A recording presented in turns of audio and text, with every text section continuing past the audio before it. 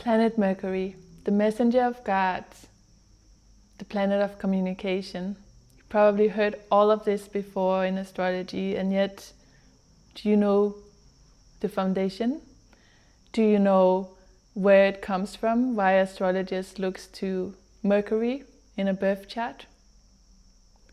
In this video, I'm trying to explain to you in a short form the astronomy of Mercury, the planet, actual planet, combined with some good old mythology, and then weaving it all together in how we can look at it from an astrological lens. So I hope you will enjoy my introduction to planet Mercury. And if you do so, please like and subscribe to this channel so that we can grow together.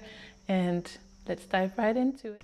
Mercury is the first planet from the Sun, and is also the smallest one in our solar system. And just like the other planets in our solar system, Mercury was formed about 4.5 billion years ago. So Mercury is what we call a classical planet because it has been observed a lot and also recognized throughout our history as a planet, sometimes a wandering star. And with Mercury being the planet that rules communication in astrology, I find it quite intriguing that Mercury has been known by different names throughout history, depending on whether it was appearing as an evening or morning star. And so if we look to the ancient Greeks, they realized in around 350 BC that, it's actually not two different stars, it was one all along. And that's also why, if you look to the Greek language, you could see Mercury before this knowledge being described either as twinkling or as Hermes. So that's something to keep in mind as well that I find fascinating. And since I'm telling you about the twinkling stars and Hermes, you might ask, yeah, but why is it called Mercury? So the planet Mercury, as we know it in the English language, is coming from the Roman culture because they had a tradition of naming the visible planets after their gods. So that's why we know Mercury as Mercury and not as Hermes. However, the Roman god Mercury is thought to be equivalent to the Greek god Hermes, and therefore fulfilling the same role as being the messenger, and hence also being the one moving very swiftly in the sky. And when we talk about Mercury in astrology, we are actually drawing from two closely related mythological traditions. So the Greeks called him Hermes, as we know, and the Romans called him Mercury. They are not two completely different gods. It's more like the Romans adopted a lot of their knowledge from the Greek mythology and they sort of merged them together, and therefore they identified their own god Mercury with the Greek god Hermes.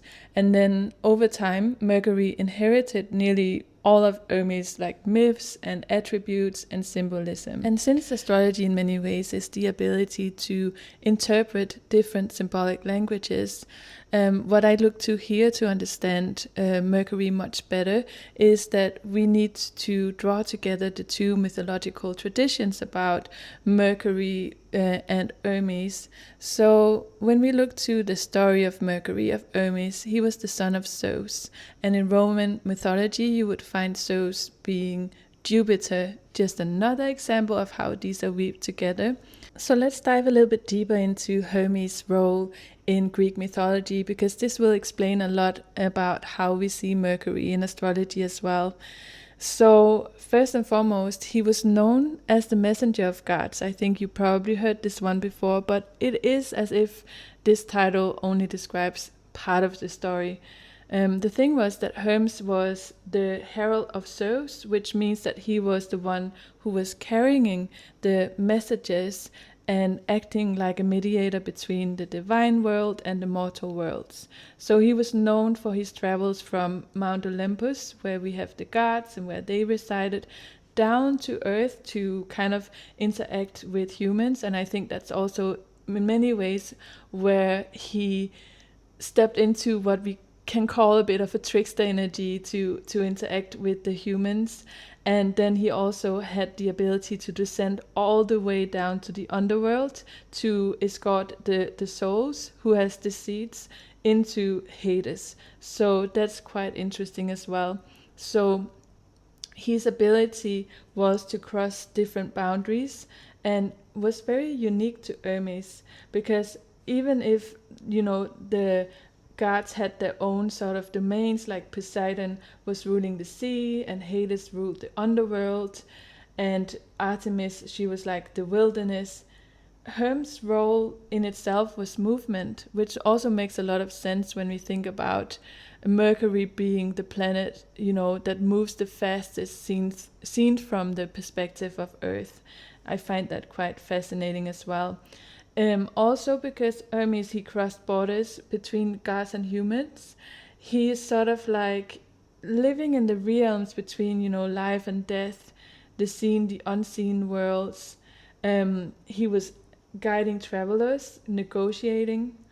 He, in many ways, was also connected to a translation of different languages and creating exchange between, again, the symbolism of the symbolic language of the gods, I would say, down to the earthly plane, where we have different kind of languages and might not always understand the messages that were sent to us.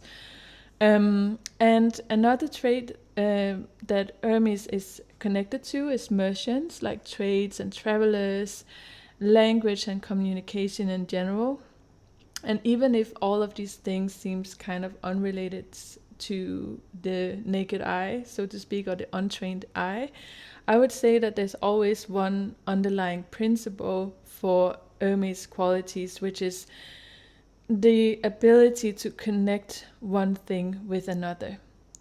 So taking all of this back to the Romans, who were identifying Mercury with the Greek god Hermes, and then again back to the planet Mercury, we can pretty safely say that astrologically, Mercury symbolizes the ability to connect ideas, to translate thoughts into words, to exchange different kind of information, the ability to learn and to reason, many ways the logical mind as well, and to the ability of being able to communicate well. And we have to remember that the ability to speak well and communicate well, think well, is not one thing, because there's so many different layers to communication.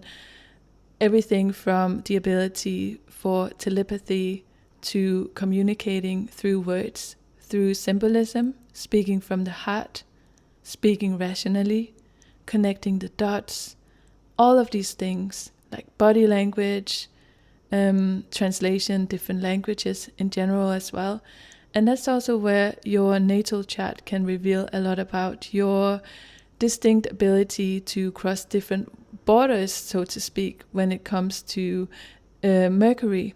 How you naturally communicate, where it's getting difficult for you. All of this, of course, will depend on your personal placements of the planet, which zodiac sign, which house it's in, and the aspects of this planet. But I hope that this brief introduction to Mercury gave you some new perspectives on this planet and how it is understood. And if you like this sort of content, please like and subscribe to my channel, and I hope to meet you in another video.